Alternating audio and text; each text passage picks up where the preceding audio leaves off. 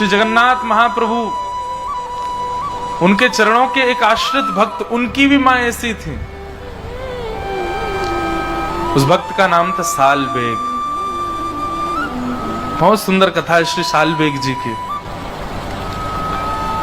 सालबेग जी की माता जी, उनका पूर्व चरित्र तो इतना विस्तृत नहीं सुनेंगे, पर बस इतना मात्र समझ लीजिए कि एक म्लेच्छ व्यक्ति ने अपहरण करके उनको ले गया और हठपूर्वक उनके साथ ब्याह कर लिया, और ब्याह के पश्चात उनको गर्भ धारण हुआ। बहुत ध्यान से सुनना। तो जब गर्भ धारण हुआ तो समुद्र में अपने प्राण त्यागने के लिए जाने लगी। तभी मन में एक भाव उत्पन्न हुआ, मन में एक विचार उत्पन्न हुआ कि इसने क्या बिगाड़ा किसी का, इसका क्या दोष, मैंने अपने जन्मों के, पूर्व जन्मों के पाप के कारण ये सब मैंने सहा, पर इस जीव की क्या गलती है, इसको मैं क्यों मार रही हूं।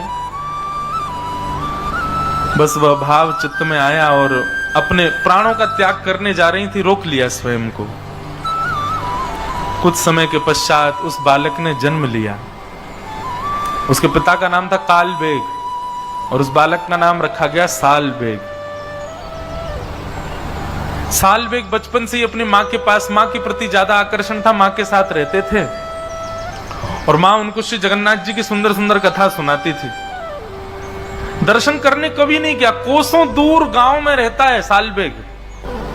तो सालबेग एक म्लेच्छ, माताजी तो उनकी ब्राह्मणी थी पर पिताजी उनके म्लेच्छ थे।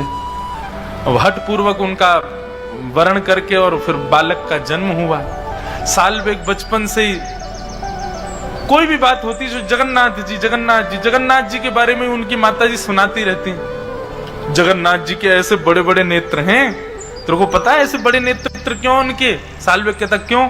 बोले इतनी भीड़ होती है मंदिर में, सब लोग उनको देखें नहीं देखें, इसलिए ठाकुर जी को बड़े बड़े नेत्र। बोले तुम मुझे मत देख पाओ, मैं तो तुम सबको देख रहा हूं। सालबेग कथा सुनता, पर जैसे जैसे थोड़ी आयु बढ़ने लगी सालबेग अब कहता मां आप केवल कथा सुनाती हो, मुझे जगन्नाथ जी से मिलाओगी कब, मैं जगन्नाथ जी के पास जाऊंगा कब? इस प्रश्न का कोई उत्तर नहीं था मां के पास। कैसे जाएं, पिता बड़ा निष्ठुर है, मारेगा, हत्या कर देगा दोनों की।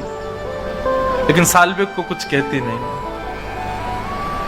एक दिन सालबेग अपनी मां के साथ छत पर बैठे थे और तभी गांव के लोग भर भर के सामान बैलगाड़ियों में और जा रहे थे।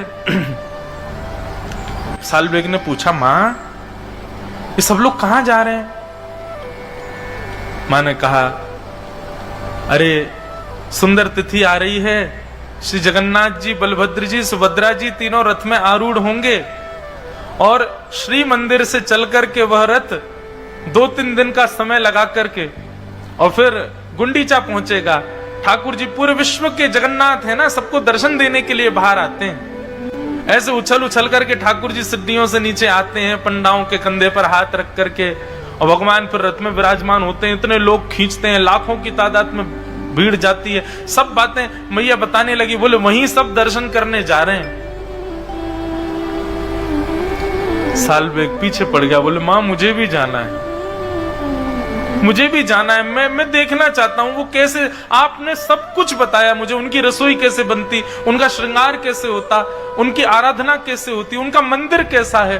अरे मुझे तो ये भी पता जगन्नाथपुरी में कौन कौन सी गलियां, आपने सब मुझे बताया, पर मैं प्रत्यक्ष नहीं देख पाया हूं मां, मुझे देखना है उनको।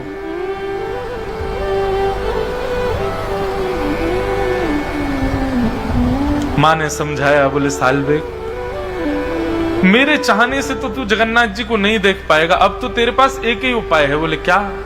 तू जगन्नाथ जी को प्रार्थना कर कि वो तुझे अपना दर्शन दे। तब भक्त सालबेग उस दिशा की ओर देखता है जहां श्री मंदिर विद्यमान है और आर्त क्रंदन करते हुए एक उड़िया भाषा में एक पद गाता है। बहुत सुंदर भाव है। अहे नील शैल प्रबल मत्तावरण प्रबल मत्तावरण मुआरत नलनी बनकुकर धनन अहे नील शैल प्रबल मत्तावरण प्रबल मत्तावरण मुआरत नलनी बनकुकर धनन अहे नील शैल। साल्विक कहता है, अरे नीलाचल पर्वत के मतवाले हाथी जगन्नाथ, नीलाचल पर्वत पर आप विराजते हो। और मतवाला हाथी क्यों कह रहे हैं? बोले क्योंकि जब आप मंदिर से उतर करके नीचे रथ की ओर आते हो उस समय आपकी चाल गजगामनी होती है, आगे को जाते हो फिर पीछे होते हो। कभी देखा श्री जगन्नाथ जी जब रथ पर आरूढ़ होने के लिए आते हैं कैसी चाल होती है उनकी। इसलिए साल्विक कह रहा है, अरे ओ नीलाचल पर्वत के मतवाले हाथी जगन्नाथ, मोआरत नलनी बनकु कर दलन, मेरे हृदय रूपी सरोवर में मेरे आपके दर्शन रूपी आर्त रूपी कमल को आकर के अपनी सूंड से पकड़ करके उसका भेदन कर दीजिए ना नाथ।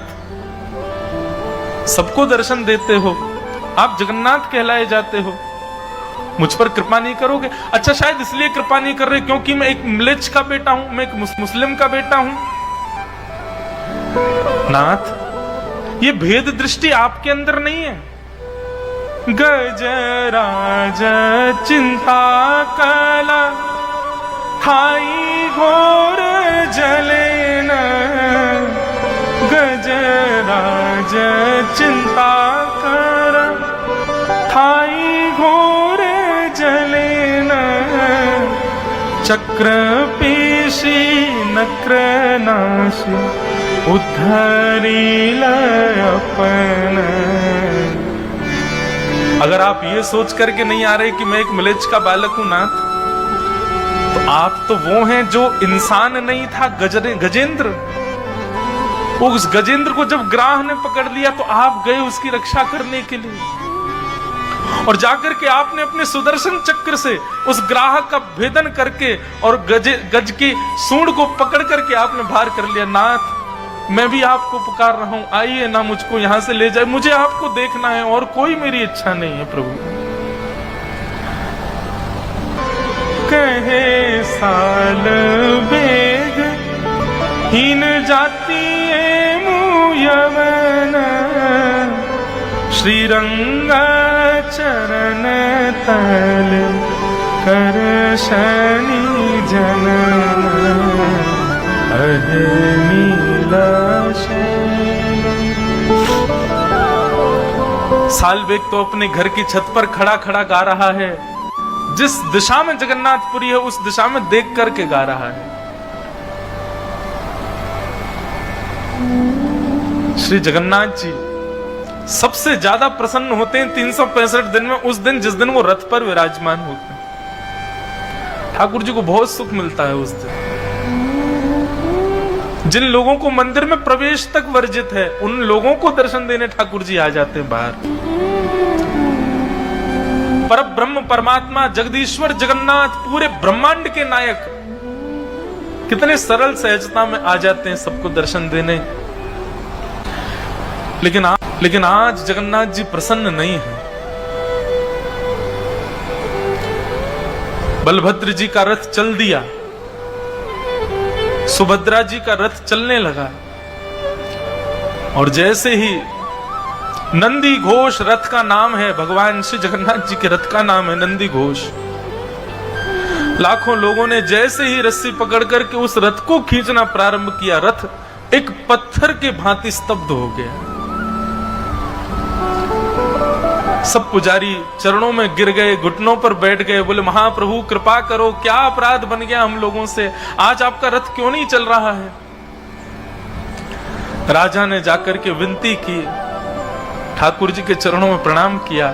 भगवान आज भी जगन्नाथपुरी के राजा को अंदेशे देते हैं, स्वप्न देते हैं, भाव बता देते हैं, कोई भी इच्छा उनकी हृदय की होती है तो। राजा ने जाकर के प्रणाम किया, बोले महाप्रभु जी रथ आगे नहीं बढ़ रहा है, कोई अपराध बन गया हम लोगों से।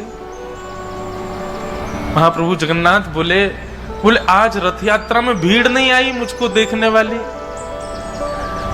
राजा बोले नाथ जहां तक दृष्टि जा रही है सिर सिर दिखाई दे रहे हैं, लाखों की तादाद में लोग हैं, आपको क्यों लग रहा है कोई नहीं आया। बोले पता नहीं, मुझे तो कोई दिख ही नहीं रहा है, बस बार बार कानों में एक ही ध्वनि आ रही है, अरे नीलाचल पर्वत के मतवाले हाथी मुझ पर कृपा करो। तब श्री जगन्नाथ जी कहते हैं मुझे आज कोई नहीं दिख रहा है, मुझको केवल एक मेरे वैष्णव की इच्छा है, जब तक वो नहीं आएगा मेरा रथ आगे नहीं बढ़ेगा। बोले कौन है। ठाकुर जी ने दिशा बताई, इस दिशा में इतनी कोस दूर पर एक गांव है, वहां पर एक मेरा सालवेग नाम का छोटा सा नन्हा सा बालक मेरा भक्त है, वो करुण क्रंदन करते हुए मुझे पुकार रहा है, उसको लेके आओ, जब तक नहीं आएगा मेरा रथ नहीं बढ़ेगा आगे।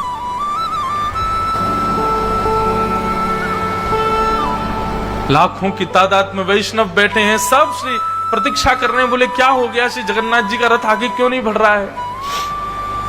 राजा ने अपनी सेना को भेजा, साथ में कई पंडे पुजारी ब्राह्मण भी गए, सब लोगों को भेजा, बोले जाओ पहले सालवेग को लेकर के आओ। इतनी दूर 1-2 दिन तक रथ खड़ा रहा श्री जगन्नाथ जी का, हिले ही नहीं, ठाकुर जी भोजन भी नहीं पा रहे, बोले सालवेग आएगा उसके बाद ही जाऊंगा मैं तो। वहां गए जाकर के, और सालवेग को जब इतने सब लोग वहां पहुंच गए तो कोई दिक्कत नहीं हुई, उसको बाकायदा एक पालकी में बिठाया, और पालकी में बैठा करके नाचते गाते हुए लेकर के आ रहे हैं सालवेग को। महाप्रभु जी ने आमंत्रण भेजा, श्री जगन्नाथ जी बुला रहे हैं सालवेग को। और जैसे ही सालवेग की पालकी पहुंची उस सुंदर पगडंडी पर जहां श्री जगन्नाथ जी का रथ चलता है, लाखों करोड़ों लोग केवल जगन्नाथ जी को देखते हैं उस दिन, लेकिन आज सबकी दृष्टि व्याकुल है देखने के लिए उस भक्त को, जिस भक्त के लिए रथ खड़ा है ठाकुर जी का। जैसे ही सालवेग की पालकी आई, सालवेग सामने आया, सालवेग को देखते ही श्री महाप्रभु जगन्नाथ जी झूमने लगे। उनका अपने अपने रथ के ऊपर ही ब्रह्म वेदी जिस पर ठाकुर जी विराजते हैं उसी पर ही मचलने लगे। पंडा पुजारियों से कहा, बोले जल्दी लाओ, मुझसे सहन नहीं हो रहा है, जल्दी लेके आओ इसको रथ पे चढ़ा दो ऊपर, और मेरे सामने इसको दंडवत करवाओ, मेरे हृदय से लगा दो। आचार विचार वाले बोले भगवान रथ के ऊपर तो कोई नहीं। बोले अरे सब छोड़ो आचार विचार, बुलाओ उसको ऊपर लेके आओ मेरे सामने। चारों तरफ लाखों लोगों को देखे, उस सुंदर श्री मंदिर का दर्शन करे सालवेग, अपनी मां से जो जो सुना, जो जो भाव, पहली बार देख रहा है जगन्नाथपुरी को। नंदी घोष रथ का दर्शन किया, प्रणाम करके जैसे ही ऊपर चढ़ने लगा, ज्यों ज्यों ऊपर चढ़े त्यों त्यों ठाकुर जी की छवि उसके सामने प्रकट हो रही है। और जैसे ही पूर्ण ब्रह्म श्री जगन्नाथ जी के पूर्ण विग्रह का दर्शन किया सालवेग ने, यहां सालवेग के नेत्र सजल हैं, सामने श्री जगन्नाथ जी के नेत्रों से आंसू गिर रहे हैं। मानो आज सबको लगा हो कि श्री जगन्नाथ जी की भुजाएं सदा खड़ी और खुली इसलिए रहती हैं कि उनको प्रतीक्षा है कि एक दिन सालवेग आएगा और मेरे हृदय से लगेगा। सालवेग ने जाकर के दौड़ करके महाप्रभु जी को अपने हृदय से लगा लिया। देख करके पूरा जगन्नाथपुरी उस दिन भावावेश में प्रवृत्त हो गया।